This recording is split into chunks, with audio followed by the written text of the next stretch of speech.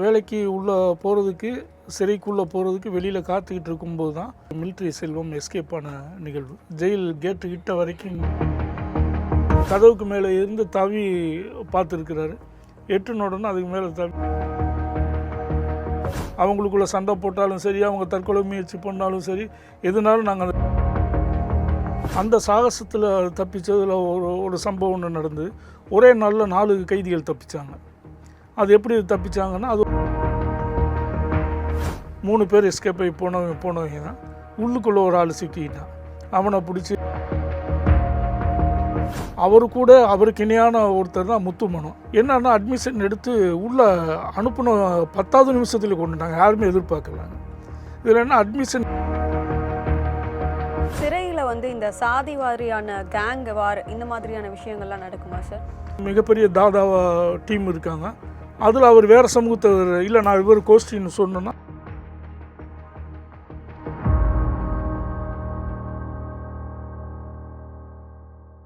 வணக்கம் சார். வணக்கம்மா சார், உங்களுடைய இந்த ஜெயிலர் பயணம் குறித்து நிறைய விஷயத்த உங்களுடைய புத்தகத்தின் வாயிலாக நாங்கள் தெரிஞ்சுக்கிட்டோம். கிட்டத்தட்ட 80களில் இருந்து 2020 வரைக்கும் நீங்கள் ஒரு 40 ஆண்டு காலம் ஜெயிலராக பணிபுரிந்து இருக்கிறீங்க. உங்களுடைய முதல் நாள் பணி அப்படின்றது எந்த அளவுக்கு ஒரு அனுபவம் மிக்கதாக உங்களுக்கு இருந்தது சார்? ஏன்னா உங்களுடைய புத்தகத்தில் நாங்கள் படிக்கும்போது உங்களுடைய முதல் நாள் பணியில் மிலிட்ரி செல்வம் சொல்லிட்டு ஒருத்தர் தப்பித்து போகிற மாதிரியும், அவங்கள பிடிக்கிறதுக்கு நிறைய பேர் போகிற மாதிரியும்லாம் நாங்கள் அதன் மூலமாக நாங்கள் தெரிஞ்சுக்கிட்டோம். முதல் நாள் போகும்போதே இந்த மாதிரியான விஷயங்கள்லாம் பார்க்கும்போது உங்களுக்கு எப்படி சார் இருந்தது? ஒரு நல்ல அனுபவம் தான் எனக்கு. என்னென்னா, சிறைத்துறையில் பணிக்கு சேர்றதுக்கான இன்டர்வியூ மற்ற இதுகள் எல்லாமே டெஸ்ட் எல்லாம் முடிஞ்சதுக்கப்புறம், ஃபிசிக்கல் டெஸ்ட் எல்லாம் முடிஞ்சதுக்கப்புறம் வேலைக்கு சேர்றதுக்கு முதல் நாள் அன்னைக்கு அந்த சிறை வளாகத்தில் நிற்கிறேன். அப்படி அங்கே நிற்கும்போதே அன்றைக்கே ஒரு மிக முக்கியமான நிகழ்வு தான் அன்றைக்கி நடந்தது. அதுதான் அன்றைக்கி மிலிட்ரி செல்வம் எஸ்கேப் ஆன நிகழ்வு. அன்றைக்கி நாங்கள் வேலைக்கு உள்ளே போகிறதுக்கு சிறைக்குள்ளே போகிறதுக்கு வெளியில் காத்துக்கிட்டு இருக்கும்போது தான் அன்னைக்கு தப்பி ஓடின கைதி, ஆயுள் தண்டனை கைதி மிலிட்ரி செல்வத்தை வண்டியில் வச்சு கூப்பிட்டுட்டு வராங்க. ஒரு லாரியில், வெள்ளை லாரியில் ஜெயில் கேட்டு கிட்ட வரைக்கும் நெருங்கி வருது. அந்த லாரி பின்னோக்கி வருது.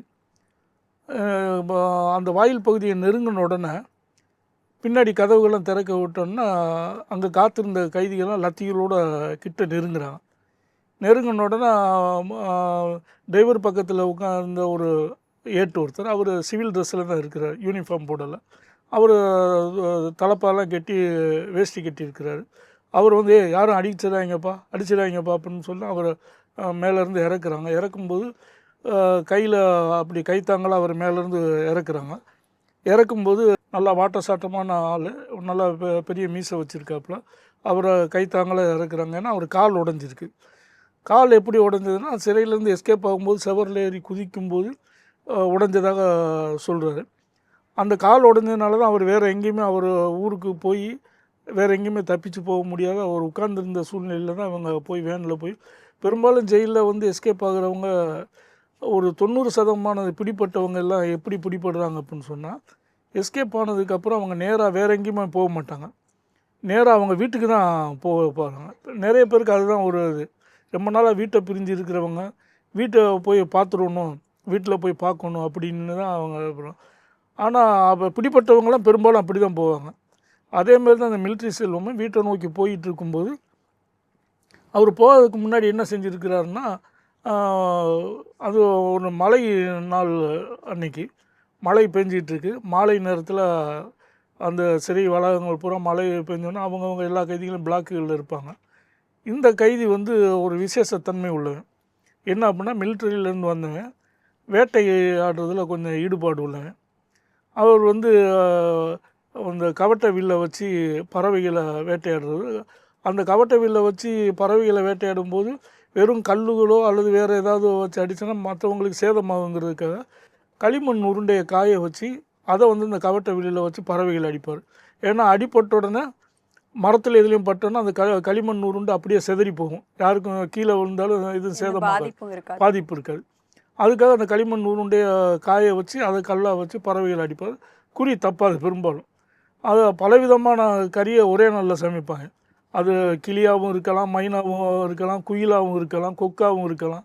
எல்லாத்தையும் ஒன்றா போட்டு வேக வச்சு சமைச்சிங்கன்னா அவங்களுக்கு கறி சாப்பிட்றதுக்கு அவ்வளோ இது. அப்படி எது கிடைக்குதோ அதை அது சமைச்சு அதுக்கு கிடைக்கும். பின்னாடி அதை எலி சாப்பிட்றது கூட நான் பின்னாடி ஒரு அத்தியாயத்தில் எழுதியிருப்பேன். இந்த மாதிரி அவங்க பறவைகளை இந்த கைதி அப்படி தான் சாப்பிடுவேன். அவர் சாப்பிட்றதும் இல்லாமல் அதுக்கு கொஞ்சம் கிராக்கியும் இருக்கும். மற்ற ஆளுக்கு ஏதாவது அவனுக்கிட்ட சொல்லி வைப்பாங்க, இது அடித்தா எனக்கு கூடிய அடுத்தது அப்படி இப்படின்னு சொல்லுவாங்க. அப்படி கொடுத்துருவாங்க. அது சமைக்கிறதுக்கான ஏற்பாடும் வேறு வேறு இதுகள் இருக்கும். அப்படிப்பட்ட அந்த கைதி ஒரு நாள் ஒரு சிறைக்குள்ளேயே சிறை மாதிரி ஒரு கேம்பஸ் ஒன்று. அது அதுக்கும் ஒரு கோட்டை சுவர் இருக்கும், அதுக்கு ஒரு கதவு இருக்கும். அந்த கதவு எப்போவுமே திறந்துருக்கும். அந்த கதவுல பாதி ஏறணுன்னா அதிலிருந்து ஒரு 10 அடி உயரத்தில் காம்பவுண்டு சுவர் எண்டு வரும். அப்போ அந்த இரும்பு கதவுக்கு மேலே மழை நேரத்தில் அவன் ஏறி பார்த்துருக்காப்புல. கையை தூக்கி பார்த்துருக்கா, கொஞ்சம் தான் இருக்குது. சரி தப்புன்னா பிடிச்சிடலாமே அப்படின்னு சொல்லி தவி பார்த்துருக்கா. அதெல்லாம் மலையில் இருக்கிறதுனால, மழை பெஞ்சிக்கிட்டு இருக்கிறதுனால கைதிகளும் காவலர்கள் எல்லாமே அந்தந்த பிளாக்கில் ஒண்டி நிற்கிறாங்க. இவங்க பூரா இவர் அந்த கதவுக்கு மேலே இருந்து தவி பார்த்துருக்கிறாரு. எட்டுன உடனே அதுக்கு மேலே தவி அப்படியே அந்த காம்பவுண்டு சுவரில் கொஞ்சம் தூரம் நடந்து வந்து அதுக்கப்புறம் அங்கேருந்து கீழே தொங்கி குதித்து போயிட்டார். கொஞ்ச நேரத்துக்குள்ளே தான் மனசு மாதிரி அப்படியே தப்பி போயிட்டார். அப்படி குதிக்கும்போது தான் அவர் கால் உடஞ்சிருக்குது. அதோட அவர் அதில் அப்படியே உடஞ்சி அங்கே குவார்ட்டர்ஸில் துணி காய போட்டிருக்கிற இடத்துல 2 துணியை எடுத்து அவர் மாற்று உடைக்காக எடுத்துகிட்டு தான் அப்படியே போயிருக்கிறார்.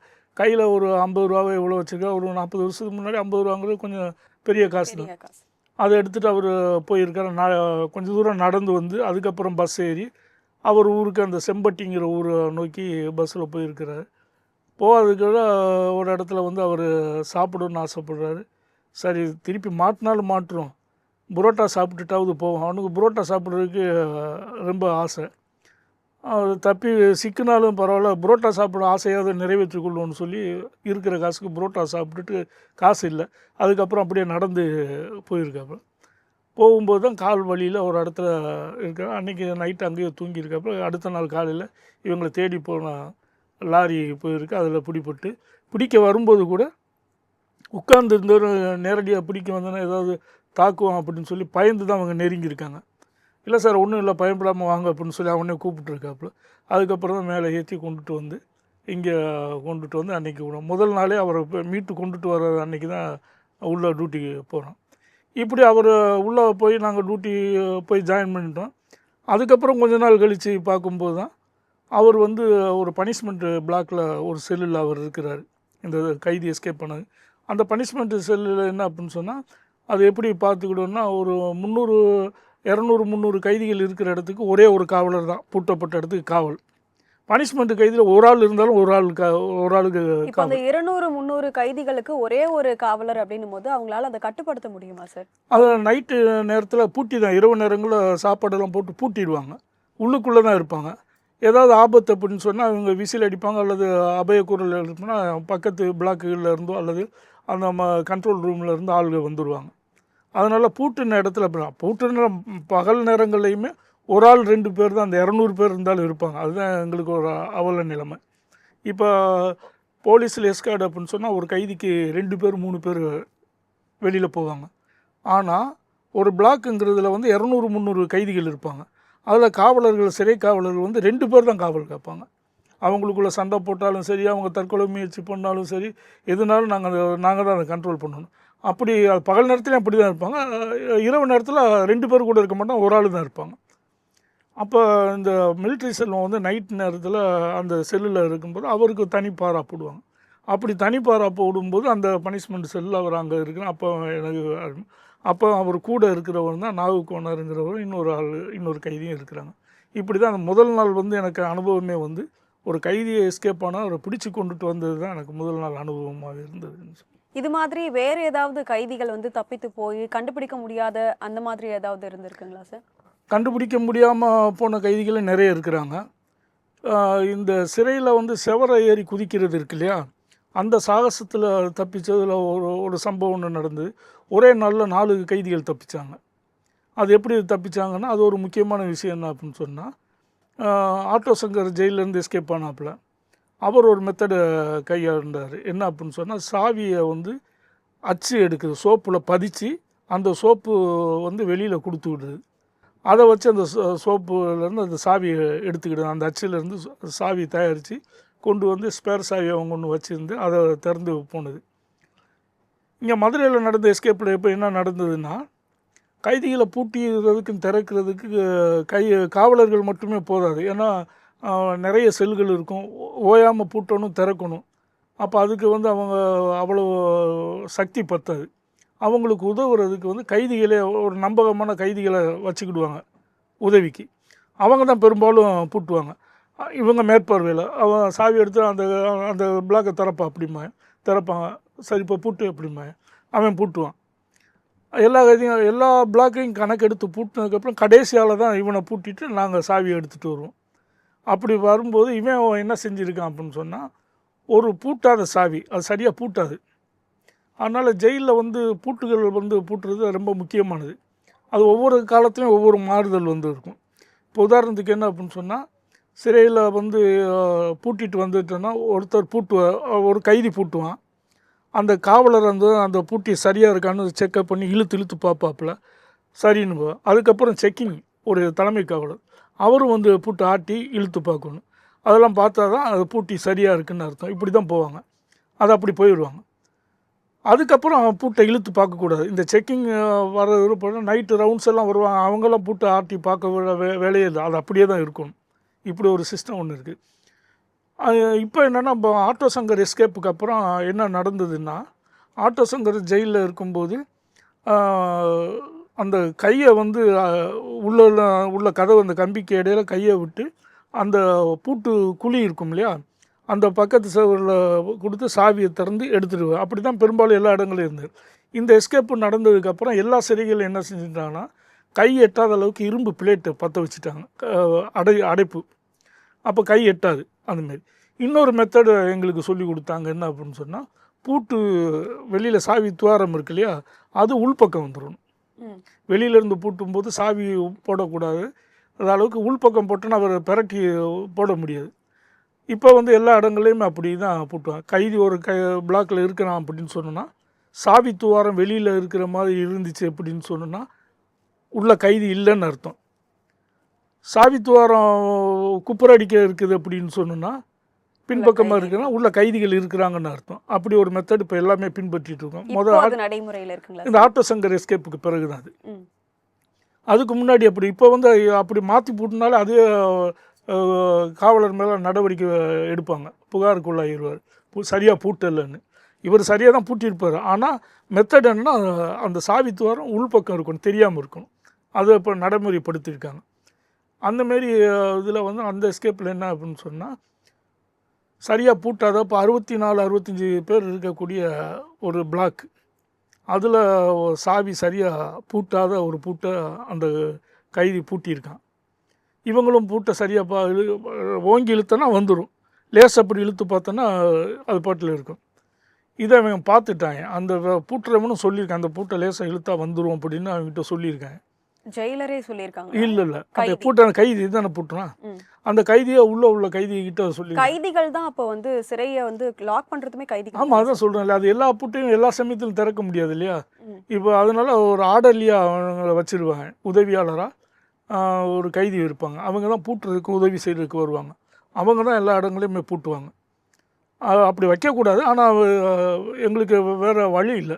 என்ன அப்படின்னு சொன்னால், எல்லா ஓயாமல் பூட்டி திறக்கிறதுங்கிறது கஷ்டம். இப்போ ஒரு இடத்துல 24 அடைப்புகள் இருக்கும். 24 அடைப்பையும் ஓயாமல் திறந்து பூட்டுறதுன்னா சக்தி இல்லாமல் போயிடும். அப்போ அவங்கள வச்சு பயன்படுத்திட்டு கடைசி அவங்கள பூட்டுறது, அப்படி உதவியாளரை வச்சுன்னா அதுதான் கொஞ்சம் சாத்தியமும் இருக்கும். அதில் இவன் என்ன செஞ்சால், அந்த பூட்டு கரெக்டாக கலர்ற மாதிரி ஒரு பூட்டை வச்சுட்டு உள்ளே அவன் தகவல் சொல்லியிருக்கான். அதுமாதிரி கை அப்போ ஆட்டோ சங்கர் எஸ்கேப்புக்கு முன்னாடி நடந்தது. அந்த இப்படி எடுத்து வரலாம் அப்படின்னு சொல்லி. இது ஆட்டோ சங்கர் எஸ்கேப்புக்கு பிறகு தான் நடந்தது. அந்த இரும்பு பிளேட் அங்கே மட்டும் பற்ற வைக்காமல் இருந்தாங்க. மதுரை சிறையில் மட்டும் அந்த இரும்பு பிளேட் வரும், பூட்டை திருப்பி போட்டிருக்காங்க. ஆனால் இரும்பு பிளேட் கையெட்டுற அளவுக்கு போடலை. இது மட்டும் அங்கே ஒரு கோளாறாக இருந்திருக்கு. அப்போ அந்தமாரி அவர் உள்ளேருந்து பூட்ட 4 கைதிகள் வந்துட்டாங்க. 4 கைதிகள் வெளியில் வந்து பூட்டை போட்டு அடிதண்டா போட்டுட்டு அந்த பூட்டை அதேமாரி கோர்த்து வச்சுட்டு வெளியில் வந்துட்டேன். இங்கே காவலர் வந்து எப்படின்னா கொஞ்சம் குடிப்பழக்கம் உள்ளவர். அவர் வந்து ஓய்வறையில் குடிச்சிட்டு தூங்கிட்டு இருக்கிறார். அப்படியே இவங்க அப்படியே வந்து இவ கொல்லைப்புறத்துக்கு வெளியில் அந்த பிளாக்குக்கு பின்னாடி போய் அங்கேருந்து துணிகள் எல்லாத்தையும் முறுக்கி கயிறு மேலே ஏற்றி அப்படியே கல்லுகள்லாம் போட்டு கொஞ்சம் உயரத்தை குறைச்சிட்டாங்க. அதுக்கு மேலே துணியை போட்டு ஏறி 3 பேர் குதித்து போயிட்டாங்க. 3 பேர் குதிக்கும்போது அந்த பக்கத்தில் மாடுக வச்சுட்டு ஒரு குடிசை வீடுகள்லாம் கொஞ்சம் தூரத்தில் இருக்கேன். அதில் ஒரு அம்மா வந்து சத்தம் போட்டிருக்கு, 4 பேர் குதித்து போகிறாங்கப்பான்னு அந்த டவரில் இருக்கு. அந்த ஆளும் அலர்ட்டாக இல்லாமல் இருந்திருக்கேன். அதுக்கப்புறம் சொன்னோன்னா அவர் சொன்னதுக்கப்புறம் தேடி வந்திருக்காங்க. 3 பேர் எஸ்கேப் ஆகி போனவங்க தான். உள்ளுக்குள்ளே ஒரு ஆள் சிக்கிக்கிட்டான். அவனை பிடிச்சி அதுக்கப்புறம் ஜெயிலில் போட்டாங்கன்னு வைங்க. இந்த 3 பேர் எஸ்கேப். இது மாதிரி நிறைய சம்பவங்கள் நடக்கும். அப்படி சம்பவம் நடக்கும்போது ஒரு சில இடங்களில் பாளையங்கோட்டையில் ஒரு சம்பவம் நடந்தது.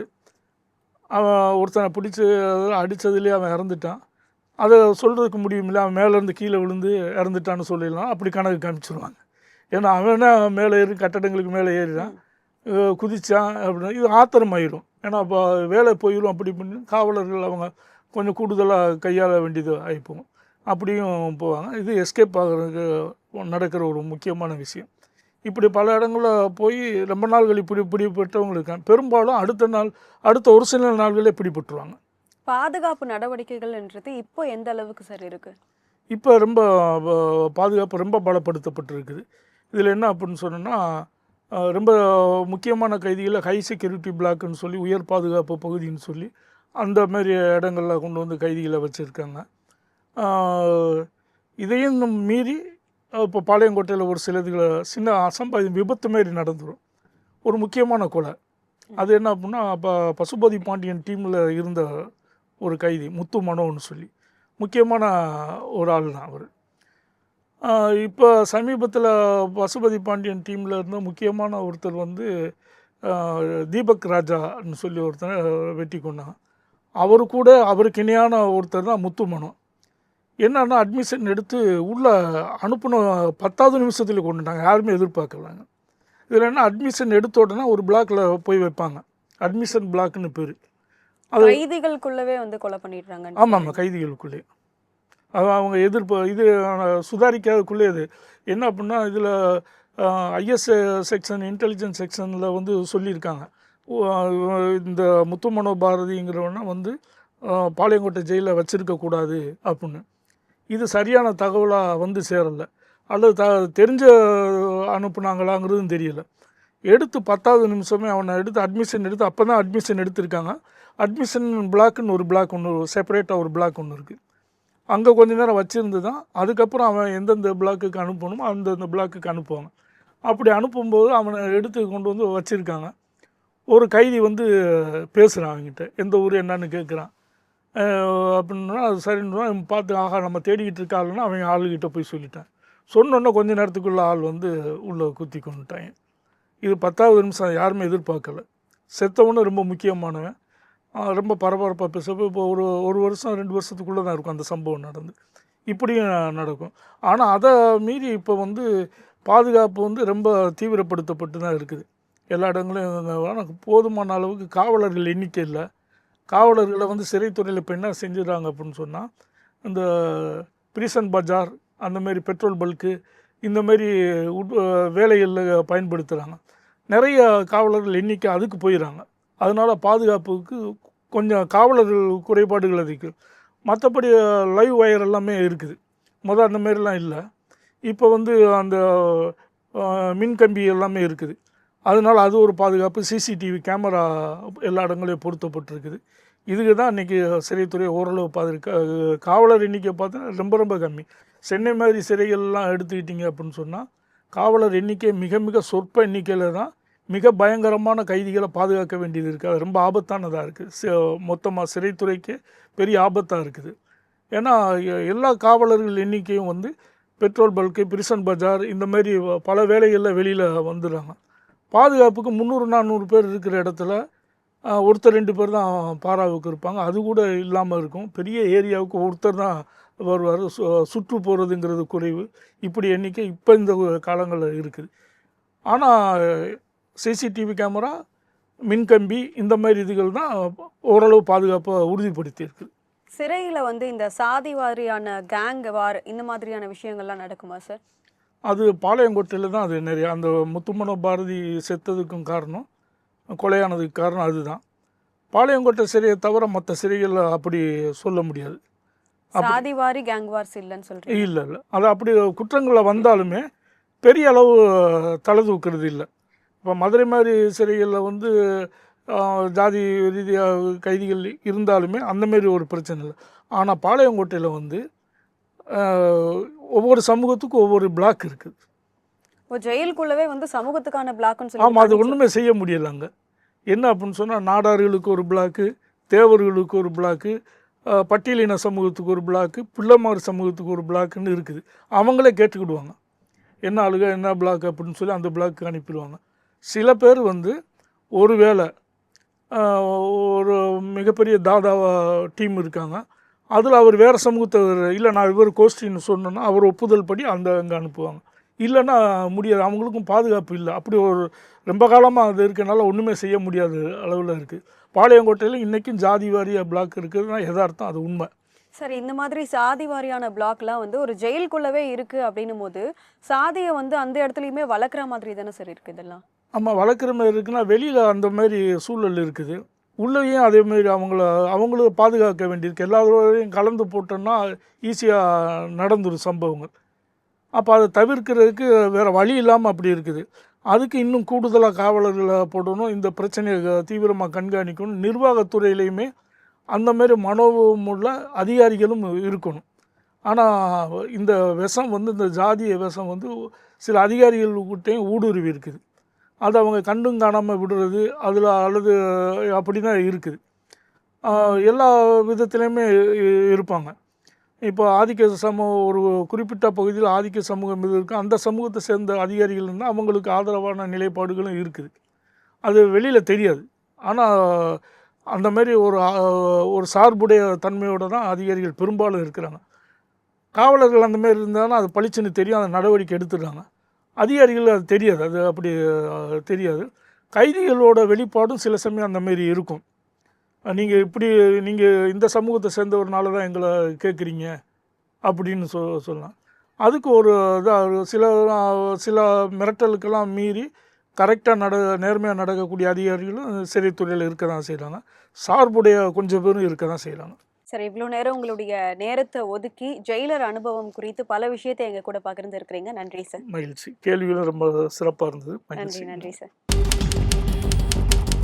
ரத்தமும் சதையும் நிறைந்த சிறை வாழ்க்கையின் சுவடுகள்.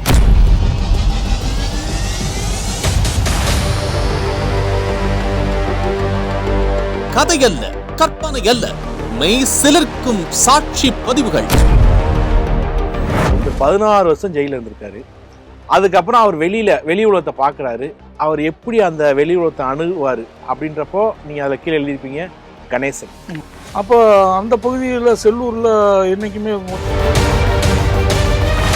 இன்னும் 2 பேர் அவங்ககிட்ட அடிபட்டு ஓடிடுறாங்க. நம்ம கணேசனோட 4-5 பேர் வராங்க. 5 பேர் வராங்க இதில். ஆனால் குத்துனது கணேசன் இல்லை.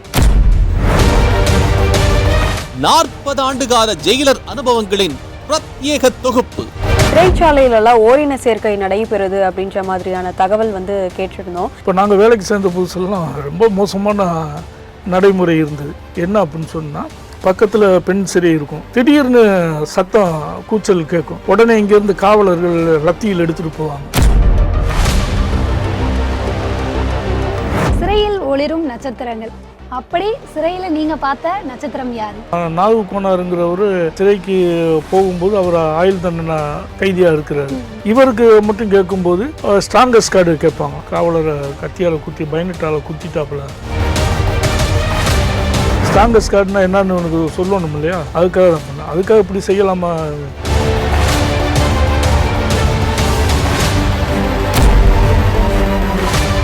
ஒரு ஜெயிலரின் வாக்குமூலம் புதிய தொடர்.